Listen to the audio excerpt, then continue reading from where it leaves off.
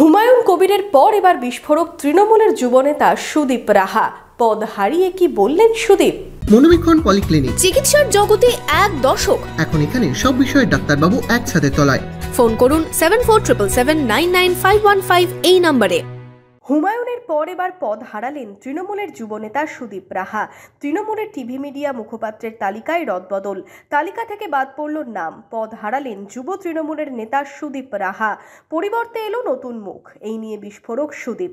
বুধবার নবগ্রামে তৃণমূলের যুব সমাবেশ মঞ্চ থেকে সুদীপের তোপ, নেতা আসে চলে যায়, কর্মীরাই থাকে, কর্মীরাই প্রকৃত তৃণমূল। আর কি বললেন সুদীপ? রাবণ যখন অহংকার করেছিল, সেই রাবণেরও পতন হয়েছিল। আর আমি আপনাদের বলবো, দলের যারা নেতারা আছেন, নেতারা কেউ নয়, কর্মীরা সব। আপনারা যারা ঝান্ডা লাগান, চেয়ার পাতেন, স্লোগান দেন, আপনারাই সব, আপনারাই প্রকৃত তৃণমূল। নেতা আসে চলে যায়, কর্মীরা থাকে, লড়াই করে, মাথা নত করে না, সেই কর্মী। আর আমি মনে করি আমি তৃণমূল কংগ্রেসের ধুলোর থেকেও ছোট, তুচ্ছ, ধুলোর থেকেও তুচ্ছ একজন কর্মী। পদ আছে কি নেই ভুলে যান।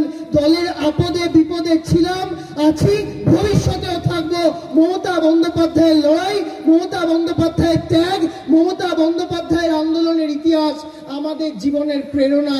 আর আজকের দিনে দাঁড়িয়ে অভিষেক বন্দ্যোপাধ্যায় যেভাবে ব্লকে, বুথে, অঞ্চলে, সারা বাংলায় তৃণমূল কংগ্রেসের পতাকাটাকে ঘরে ঘরে শক্তিশালী করে তুলে ধরেছেন, সেটা আমাদের শক্তি। অভিষেক বন্দ্যোপাধ্যায় আমাদের শক্তি হলে মমতা বন্দ্যোপাধ্যায় আমাদের চেতনা।